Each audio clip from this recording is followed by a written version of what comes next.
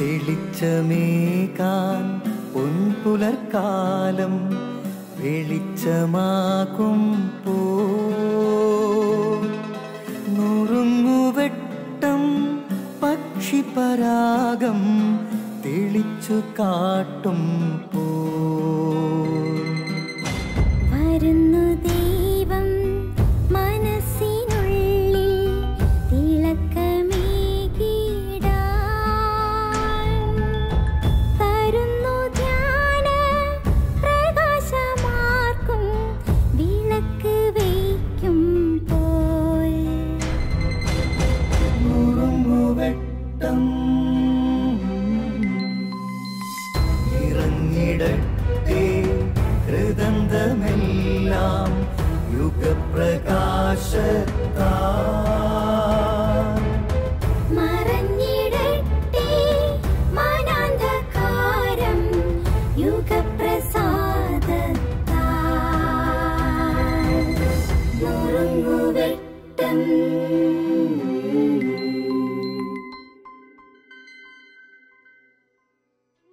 ക്രിസ്തുവിൽ പ്രിയമുള്ളവരെ, തിന്മയെ നന്മ കൊണ്ട് നേരിടുവിൻ, നിങ്ങൾ സ്വതന്ത്രരായി ജീവിക്കുവിൻ. പൗലോസ്ലീഹായുടെ വാക്കാണിത്. അനുദിന ജീവിതത്തിൽ നമ്മുടെ കൺമുമ്പിൽ കാണുന്ന തിന്മകളെ അതേ നാണയത്തിൽ തിന്മ കൊണ്ട് തന്നെ പ്രതികരിക്കാതെ നന്മ കൊണ്ട് അതിനെ നേരിട്ടാൽ നമുക്ക് സ്വാതന്ത്ര്യം അനുഭവിക്കുവാൻ കഴിയും, ആ തിന്മകളെ കീഴടക്കുവാൻ കഴിയും. അതുകൊണ്ടാണ് സ്ലീഹ നമ്മളോട് ആവശ്യപ്പെടുന്നത്, നിങ്ങൾ തിന്മയ്ക്ക് പകരം തിന്മ ചെയ്യാതെ ആ തിന്മയെ നന്മ കൊണ്ട് നേരിടുക. അപ്പോൾ നിങ്ങളുടെ ഉള്ളിൽ ഒരു സ്വാതന്ത്ര്യം അനുഭവിക്കാനായിട്ട് സാധിക്കും. പ്രിയമുള്ളവരെ, ഇതൊരു വലിയ യാഥാർത്ഥ്യമാണ്. നമ്മുടെ ചുറ്റുപാടുകളിൽ നമുക്കിഷ്ടമില്ലാത്തതൊക്കെ കാണുമ്പോൾ, തിന്മയെ കാണുമ്പോൾ അതിനെ തോൽപ്പിക്കുവാൻ നമ്മൾ തിന്മയുടെ പാതയല്ല നമ്മൾ തിരഞ്ഞെടുക്കേണ്ടത്. സ്നേഹത്തിൻ്റെ, കാരുണ്യത്തിൻ്റെ, ക്ഷമയുടെ പാതയാണ് നമ്മൾ ആ തിന്മയെ കീഴ്പ്പെടുത്തുവാനായിട്ട് ശ്രമിക്കേണ്ടത്. അപ്പോൾ നമ്മുടെ ഉള്ളിൽ എപ്പോഴും ഒരു സ്വാതന്ത്ര്യമുണ്ടാകും. മറിച്ച് ഒരു വ്യക്തി നമ്മളോടൊരു തിന്മ ചെയ്തു കഴിഞ്ഞാൽ അതേ തിന്മ അതേ രീതിയിൽ നമ്മൾ പ്രതികരിച്ചാൽ നമ്മുടെ ഉള്ളിലെ സ്വാതന്ത്ര്യം നമുക്ക് നഷ്ടപ്പെടും. പിന്നെ നമ്മൾ അസ്വസ്ഥരായിട്ട് മാറും. ഉള്ളിലെ സ്വാതന്ത്ര്യം നഷ്ടപ്പെടാതിരിക്കണമെങ്കിൽ, ഉള്ളിലെപ്പോഴും സ്വാതന്ത്ര്യത്തോടെ ജീവിക്കണമെങ്കിൽ നമ്മൾ തിന്മയെ നന്മ കൊണ്ട് തന്നെ നേരിട്ടേ മതിയാവും. തിന്മയെ തിന്മ കൊണ്ട് നേരിടുന്ന ഒരു ലോകത്തിലാണെങ്കിലും ക്രിസ്തുവിൻ്റെ ചൈതന്യം ഉൾക്കൊണ്ടുകൊണ്ട് നമുക്ക് തിന്മയെ നന്മ കൊണ്ട് നേരിടുന്നവരാകാം.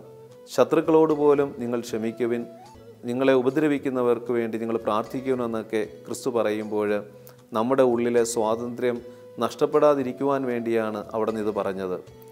ഒരു ചെകിട് തടിക്കുന്നവന് മറുചെകിട് കൂടി കാണിക്കുവാനായിട്ടുള്ള ക്രിസ്തു ദർശനം തന്നെ ഉള്ളിലെ സ്വാതന്ത്ര്യം നഷ്ടപ്പെടാതിരിക്കുവാനായിട്ടാണ്. മറ്റുള്ളവർ നമ്മളോട് എന്ത് ചെയ്യണമെന്ന് നിങ്ങൾ ആഗ്രഹിക്കുന്നുവോ അത് നിങ്ങൾ മറ്റുള്ളവരോട് ചെയ്യുക എന്ന് ക്രിസ്തു പറയുമ്പോൾ നമ്മൾ നന്മയാണ് ആഗ്രഹിക്കുന്നത്. എല്ലാവരും നമുക്ക് നന്മ ചെയ്തു തരണമെന്ന് നമ്മൾ ആഗ്രഹിക്കുമ്പോൾ അത് മുൻകൂട്ടി ആദ്യമേ നമ്മൾ മറ്റുള്ളവർക്ക് കൊടുക്കുക. അപ്പോൾ നമ്മുടെ ഉള്ളിൽ ഒരു സ്വാതന്ത്ര്യം നിലനിൽക്കും. ദൈവം നമ്മെ അനുഗ്രഹിക്കട്ടെ.